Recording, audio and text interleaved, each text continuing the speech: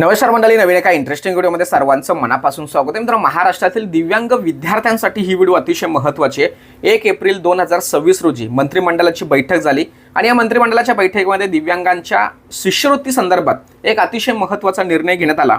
यापूर्वी या शिष्यवृत्तीमध्ये 100 रुपये ते 200 रुपये एवढं अनुदान दिलं जात होतं, परंतु तब्बल 12 वर्षानंतर, बघा किती, 12 वर्षानंतर या ठिकाणी या शिष्यवृत्तीमध्ये अतुल सावे साहेब यांच्या माध्यमातून या ठिकाणी बदल करण्यात आला आणि त्या मंत्रिमंडळामध्ये जे दिव्यांग विद्यार्थी आहेत त्यांच्या शिष्यवृत्तीमध्ये कशा पद्धतीने बदल झाला, कशा पद्धतीने वाढ करण्यात आला, याविषयी थोडक्यात आणि सविस्तर माहिती आपण या व्हिडिओमध्ये जाणून घेणार आहोत. व्हिडिओला सुरुवात करण्यापूर्वी चॅनलवरती जर नवीन असाल तर कृपा करा चॅनलला सबस्क्राईब करा. अशाच महत्त्वपूर्ण अपडेट या चॅनलवरती येत असतात. चला मित्रांनो, व्हिडिओला सुरुवात करूया. तर मित्रांनो, विद्यार्थ्यांच्या शिष्यवृत्तीमध्ये जी वाढ झालेली आहे त्या वाढीसंदर्भात माहिती घेत असताना शिशुवर्ग ते 8वी अनिवासी जे विद्यार्थी असतात त्यांना प्रत्येक महिन्याला 500 रुपये या ठिकाणी अनुदान किंवा जो मासिक हप्ता आहे हा दिला जाणार आहे. आणि या ठिकाणी त्यांना मात्र निवासी जे विद्यार्थी आहेत त्यांना कोणत्याही प्रकारचा हप्ता दिला जाणार नाही किंवा पैसे दिले जाणार नाही. त्याचबरोबर 9वी ते 10वी विद्यार्थी, 9वीचे आणि 10वीचे जे विद्यार्थी आहेत त्यांना 600 रुपयेप्रमाणे या ठिकाणी दरमहा भत्ता दिला जाणार आहे. आणि जे निवासी विद्यार्थी आहेत त्यांना 800 रुपयेप्रमाणे या ठिकाणी दर महिन्याला भत्ता दिला जाणार आहे. त्याचबरोबर या ठिकाणी बघा, 11वी आणि 12वी अतिशय महत्त्वाचं वर्ष आहे.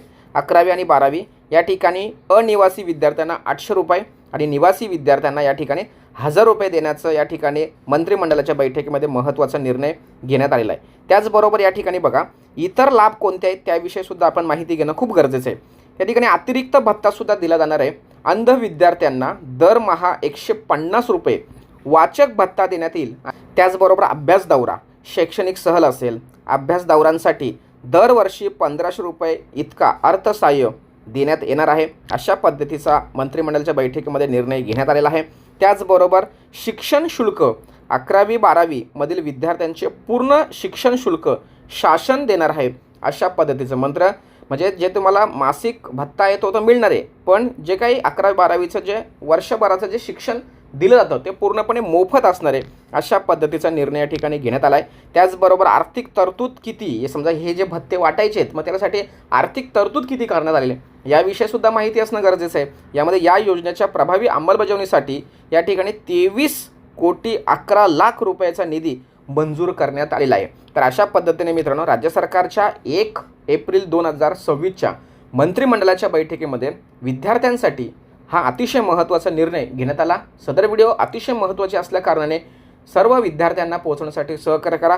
भेटूया पुढील व्हिडिओसह. तोपर्यंत धन्यवाद. जय हिंद, जय महाराष्ट्र.